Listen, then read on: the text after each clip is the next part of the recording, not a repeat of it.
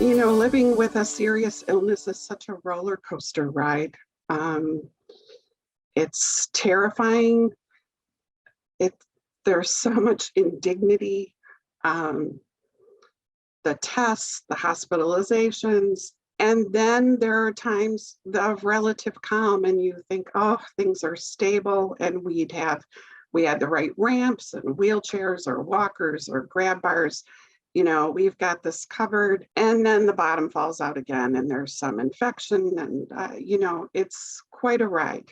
And whether it's Parkinson's or other serious illness, it is a tremendously challenging business to live through.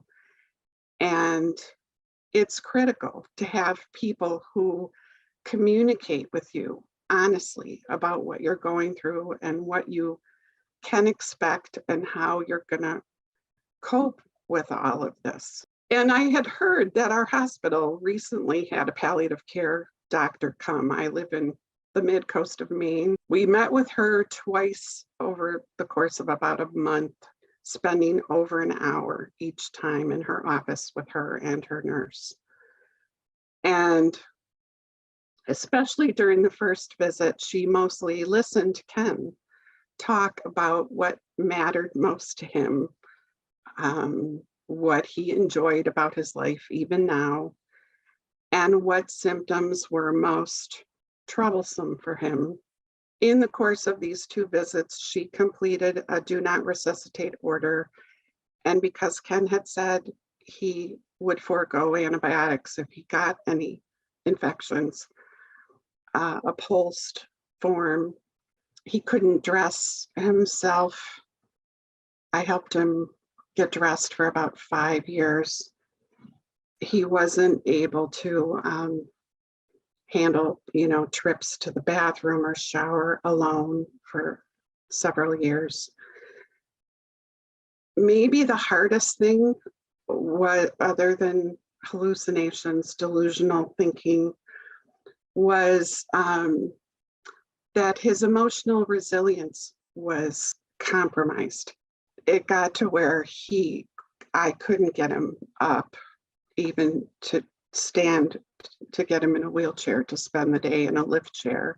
And so we asked the hospice nurse and social worker to come help us figure out a plan of care. And while they were here, he said, I think I should go to the hospice house. And, you know, Ken had been sick for so long, and he'd had multiple hospitalizations, and he'd always pulled through. And I think it's important for healthcare people to realize how little experience most of us have with the end of life. We don't see it when it's coming. We don't know that that's what it is. And this is what he said. I wrote it down later that night because I wanted to forget what he said to his children as he lay there. I'm the captain of this ship, not Jane, not you. This is my decision. I'm not taking pills. I'm not going through all of that again. And there will be no finger pointing. You can learn from this. We're all going to die sometime, and I'll be the one to decide when to lie down my sword and my shield. These are my choices, and you have to respect them. And he died 5 days later. And he had a good death. And everybody should have a chance to have a team that helps them understand their prognosis, understand the choices they face at every fork in the road. What are the ramifications of those choices?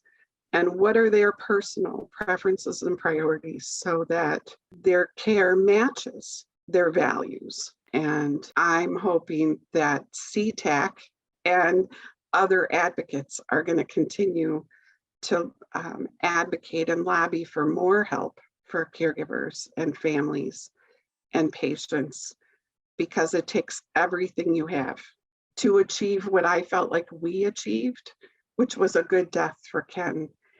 And I know not everybody has our resources, so we need to help our neighbors and friends in this situation, because most Americans are going to die from a serious illness. This is us. This is all of us. And we can do it.